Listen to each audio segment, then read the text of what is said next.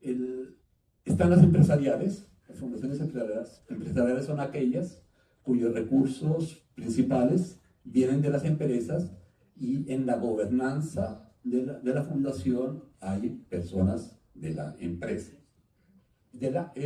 o empresas, ¿sí? La familiar, la misma idea, es unos recursos de una familia puestos a disposición de la sociedad, y en la gobernanza la familia tiene una presencia importante. La comunitaria es un tipo de fundación donde hay recursos muy diversos, hay un enfoque territorial y hay una gobernanza en general diversa para el manejo de la fundación. E independiente es una fundación que también tiene recursos diversos, no tiene necesariamente enfoque territorial, puede ser en algunos casos producto de un legado o puede ser una creación de un grupo de individuos. Y ahí tenemos, diferentes ejemplos en el libro: Comunidad como una fundación comunitaria, Río Arronte como una fundación independiente, producto de un legado, la Fundación Dala como una fundación empresarial, y Sertul como una fundación familiar. Son ejemplos para poder vislumbrar de alguna manera características de estos tipos de fundaciones. Ahora, tienen que tener en cuenta ese dicho constante sobre el mundo de las fundaciones, que son tan diversas que si conoces una fundación, solamente conoces una, ¿sí? Porque las demás son distintas. Entonces, es importante, y es parte de la riqueza del mundo fundacional, esa gran diversidad. El centro de lo que hacen las fundaciones es hacer inversión social. Entonces, nuestro cálculo de inversión social es una inversión destinada a la innovación, al desarrollo de nuevas ideas, al fortalecimiento de organizaciones, al desarrollo de proyectos, a la ideación de nuevas propuestas para el país. El monto total de la inversión social de las fundaciones donantes es 42.498 millones de pesos, una cifra considerable y de gran importancia. Ahora, esa cifra se invierte de dos maneras. Si me pasas, un porcentaje alto, el más alto, 81%, se invierte en programas, en el diseño e implementación de programas propios. Esa característica, a veces se piensa que es contrario a lo que pasa, pero en general en el mundo, las fundaciones invierten mucho más recursos en sus programas propios. En un estudio que hicimos con Harvard en varios países, 45 países, la mayor parte de las fundaciones invertían más en programas que en donaciones. Y entonces acá 81% se invierte en programas propios y 19% en donaciones. Esa es la cifra que tenemos para las fundaciones donantes. Más interesante es cómo combinan las fundaciones estos dos mecanismos, porque en general se suele decir, aquí me quedo mal, perdón, pero se suele decir, hay fundaciones de segundo piso, serían estas las que donan, y hay fundaciones de primer piso, que son las coperas, me quedo cambiado acá. Pero realmente no es una buena discriminación. Esa manera binaria de mirar las cosas no concuerda con la realidad, porque en general lo que hacen las fundaciones es combinar sus mecanismos y hacer donaciones y operación en un continuo. Eso sí, en un continuo hay diferentes proporciones en la manera como se combinan los mecanismos. Entonces, en lugar de hablar de primero y segundo piso, o de fundaciones que son donantes o fundaciones que son solamente operativos, miramos el continuo. Entonces llamamos a las predominantemente donantes, que son aquellas que donan entre el 75 y el 100% de sus recursos, de sus ingresos, como Fundación Coppel. Es un ejemplo de una fundación que es predominantemente donante porque destina por lo menos el 75% a las donaciones. Hay otras que son mixtas, que destinan entre el 74 y el 25% a los donativos, como la Fundación FEMSA, y un tercer grupo, que son las fundaciones predominantemente operativos, O sea que la mayor parte de sus ingresos están destinados a la operación de los programas, pero también hacen donaciones, como la Fundación Carlos Slim, que destina el 91% de sus recursos a la operación. Entonces nos parece que es más adecuado hablar de la combinación de los mecanismos, que es lo que suele suceder. Las que están solamente aquí en el 100% son muy pocas, ¿sí? Y las que están solamente operativas son muy pocas. Entonces, pensar que transformemos la idea de primer piso y segundo piso, quizá la idea del piso y medio, ¿sí? En general están en el piso y medio, y nos ayuda mucho más a pensar sobre la realidad de funcionamiento de la fundación. Y un punto interesante que también nos ayuda a pensar en la flexibilidad de las organizaciones es que estar predominantemente operativa o predominantemente donante no necesariamente se mantuvo en los 4 años. Para las predominantemente donantes, el 100% de las predominantemente donantes, solamente el 37% fueron predominantemente donantes en los 4 años. Variaron, a veces fueron predominantemente operativas, a veces eran mixtas. E igual, por favor, para las mixtas, el 19% fueron mixtas, pero variaron, el 81% variaron a ser un año predominantemente donante y otro predominantemente operativo. Igual para los operativos se mantuvieron un poco más, el 52% se mantiene predominantemente operativo. ¿Esto qué significa? Las fundaciones varían sus estrategias año a año. A veces tienen más recursos y los quieren donar. A veces viene el COVID y dicen, es importantísimo donar y no necesariamente operar nuestros programas, o no podemos operar, hay otros que pueden hacer las cosas. Entonces, esto lo que nos habla es la flexibilidad que tienen las fundaciones para adaptarse a contextos, para adaptar su estrategia a diferentes circunstancias, ¿sí? Pero creo que porque debíamos quitarnos esa idea fija, o son esto o son lo otro. Van cambiando con el tiempo y es parte de la capacidad de innovación y de cambio que tienen las fundaciones. Por favor. Fundación Carlos Slim.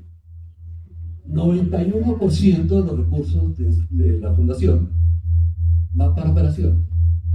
La mayor parte de los recursos. Sin embargo, es la tercera fundación, si hacemos el ranking, en donaciones. Su presupuesto es tan grande, ¿sí?, que hace que ese 9% de sus ingresos destinados a donación la pone dentro de las grandes fundaciones donantes, ¿sí?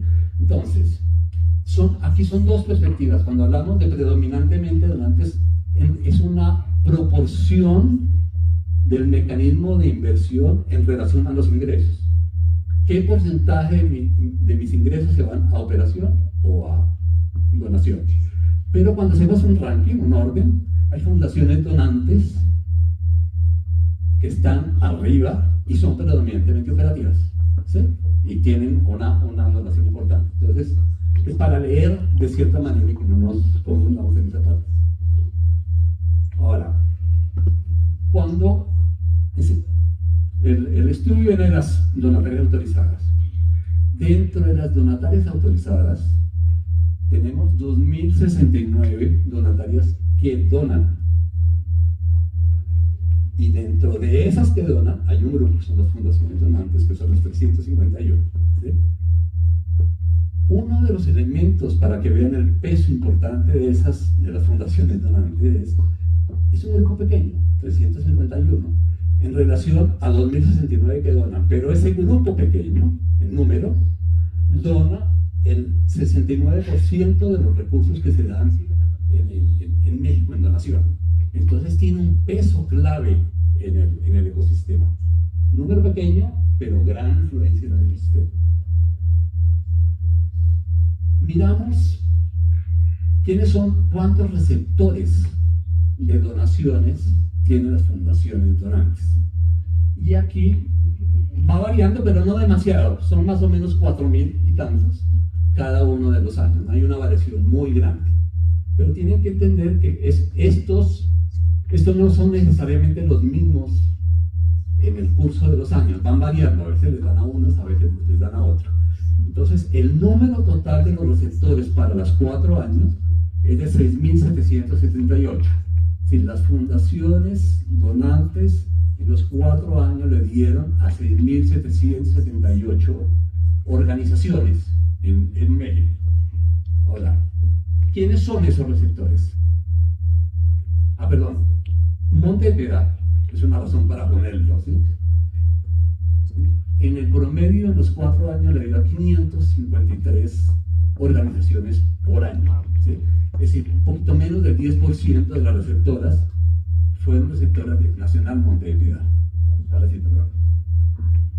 ¿Quiénes son las receptoras? La mayor parte son donatarias autorizadas, el 66% son donatarias autorizadas. Hay un grupo también de fundaciones donantes que son receptoras de otras fundaciones donantes.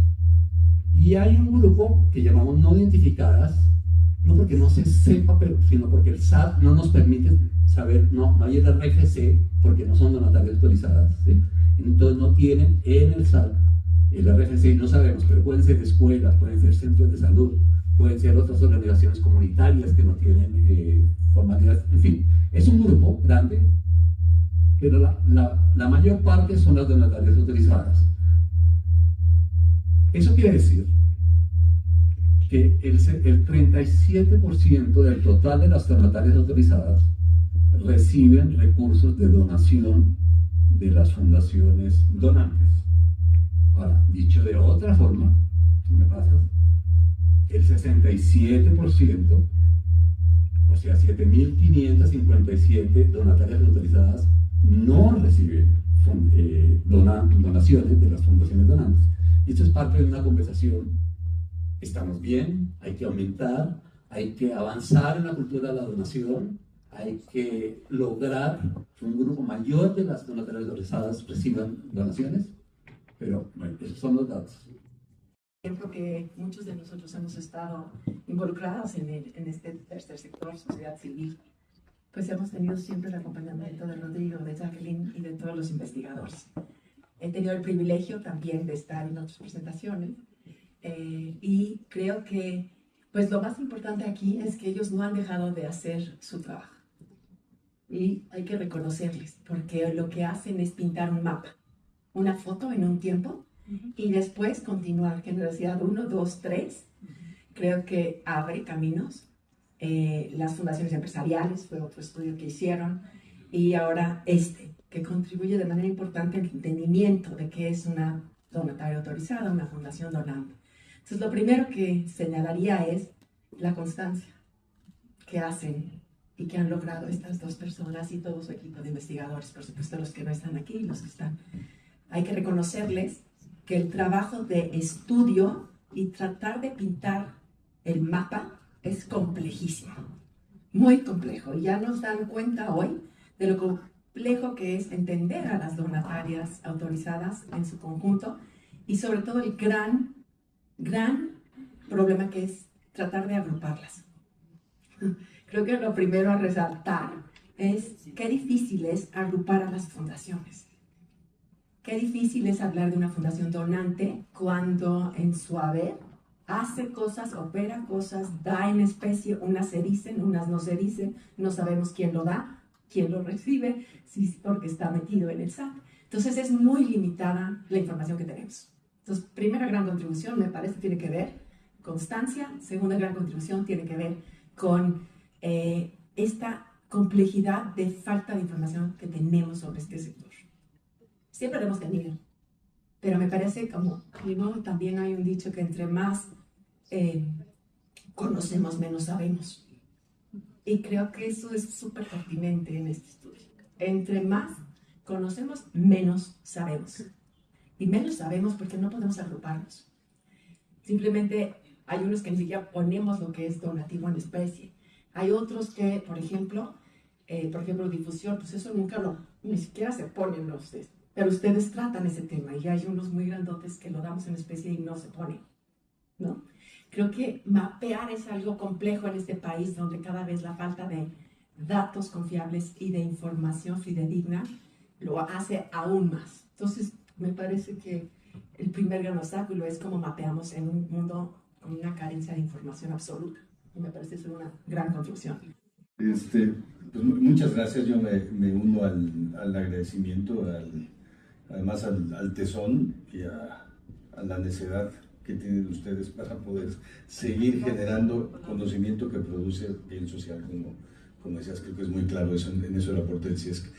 Yo quisiera resaltar algunas cosas del estudio. Uno, que dentro de este proceso que se está viviendo los últimos pocos años de relación e interacción distinta entre las fundaciones donantes, hay varias redes cada vez más, y articulación, diálogo entre fundaciones donantes. Eso es una cosa muy buena.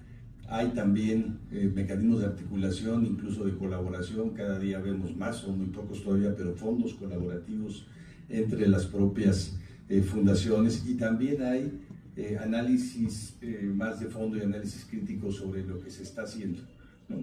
Temáticamente, cómo contribuyen o no a la desigualdad, cómo están en relación, por ejemplo, ahora cuando que se está haciendo el diálogo con las fundaciones extranjeras en México, qué tipo de aportes están haciendo las nacionales, qué tipo las extranjeras, un análisis crítico también sobre el racismo o el clima o determinados temas en donde se está invirtiendo, y seguir generando conocimiento aporta mucho al proceso que es de articulación, que es de colaboración entre las fundaciones.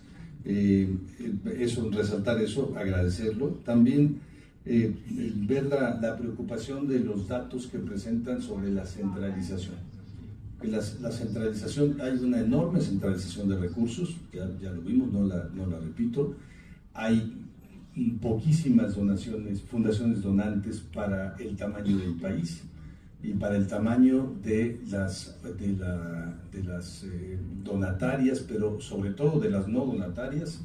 Ya mencionaron, bueno, se mencionó, Rodrigo, decías que 7.500 organizaciones donatarias autorizadas no recibieron donativos de estas fundaciones, y lo que vemos en el 2021-2022 también es que de las más o menos 10.500 que había anualmente, 26% no emitieron un solo recibo anual.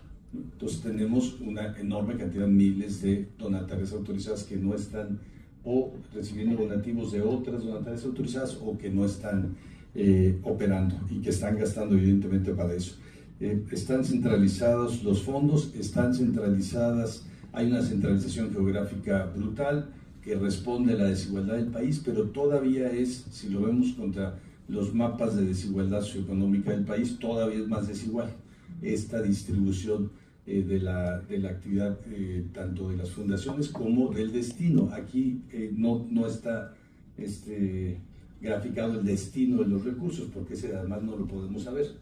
Esa es una parte de los huecos de información que tenemos. Todo este recurso que se genera en la Ciudad de México, o que tiene sede legal en la Ciudad de México, ¿a dónde va? ¿No? Es muy interesante un mapa que acaba de salir ahora a partir del estudio de la medición multidimensional de la pobreza, que presentó el INEGI hace unos días, de cómo se distorsiona el mapa del país a partir de las carencias, por cada una de las carencias, y también por cada una por la pobreza extrema y por la pobreza moderada. Y aquí podríamos ver el mapa de cómo se distorsiona el país, tanto por la concentración desde dónde se dona y hacia dónde van los recursos también. Pero de esta centralización, lo que más me preocupa es que haya tan poca donación de quienes no están ni en las pequeñas fundaciones, ni en el tamaño de las fundaciones pequeñas, es decir, del público en general, de la clase media, sobre todo la clase media en el país, que es numéricamente la que menos dona. Eso está más o menos conocido numéricamente, aunque aporten menos, donan más las personas de menos recursos y donan más las personas de mayores recursos, pero la clase media en México no participa demasiado de esta donación. Y la última es también las brechas de transparencia, que también son muy preocupantes, ya lo decías, Alicia, hay, por ejemplo, todas las empresas en México, me parece que es difícil encontrar una empresa, incluso una pyme, que no haga alguna aportación al entorno en donde está, ¿no? Que no pague los uniformes del equipo escolar, que no apoye para el parque, que no apoye con la pintura para la escuela, etcétera, ¿no? Que no participe de la fiesta patronal, etcétera. Todo eso es imposible de pescar, es imposible. No, lo hacen mucho en especie, lo hacen como pago directo, no son donatarias autorizadas, es imposible medir todo esto que dan las empresas. Y también se distorsiona el mapa porque la información del SAT es sobre instituciones sin fines de lucro y no es sobre organizaciones de la sociedad civil operativas. Entonces aquí están las instituciones educativas y que son grandes donatarias autorizadas, las universidades que son donatarias autorizadas captan una enorme cantidad de recursos de